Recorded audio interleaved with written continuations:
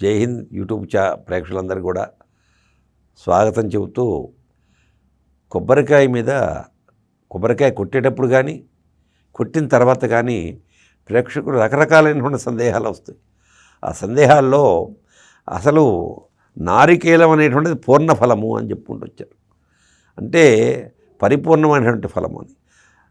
నారికేలం త్రినేత్రా హరసమ్మత శిఖయా దురితం సర్వం పీడాంచమేనుదా అని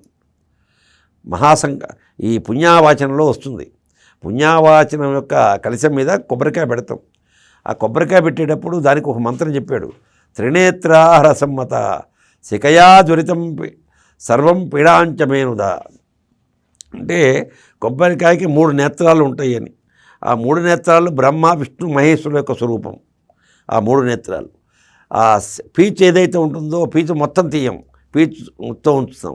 ఆ పీచు అనేటువంటిది పుణ్యావాచనం యొక్క కలశం మీద ఉంచుతాం.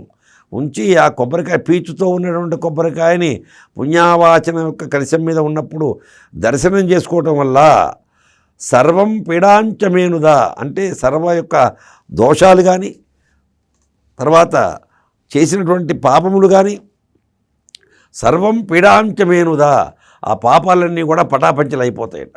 తర్వాత అదే కొబ్బరికాయని పరమాత్మ నివేదన చేస్తాం.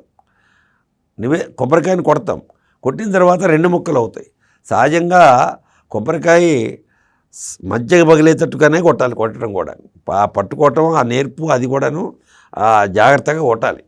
ఆ కొబ్బరికాయ కొట్టేటప్పుడు ఒక చెప్ప కింద పడటం లేకపోతే ఇది కావటం గోకర్ణాకృతిగా అంటే నిలువుగా పగలటం.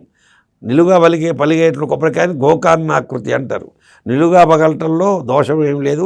అది దోషము అని భక్తులు కానీ ఆ పూజ చేసేటువంటి వాళ్ళు కానీ ప్రేక్షకులు కానీ సందేహించాల్సిన పని లేదు. ఆ గోకర్ణాకృతి అంటారు నిలువుగా పగిలితే. అడ్డంగా పగిలేటప్పుడు చక్కగా సగంగా పగిలేటట్టు కొట్టాలి. సరే ఏదైనప్పటికీ కూడాను 2 ముక్కలు చేసిన తర్వాత పీచు అనేటువంటిది కొట్టేటప్పుడు పీచు ఉండాలి. కొట్టిన తర్వాత పీచు తీసేసేయాలి. తర్వాత ఇంకొకటి ఆ కొబ్బరికాయ దాంట్లో పంచదార వేయటం కానీ లేదా కుంకుమ పెట్టడం కానీ అది చేయకూడదు.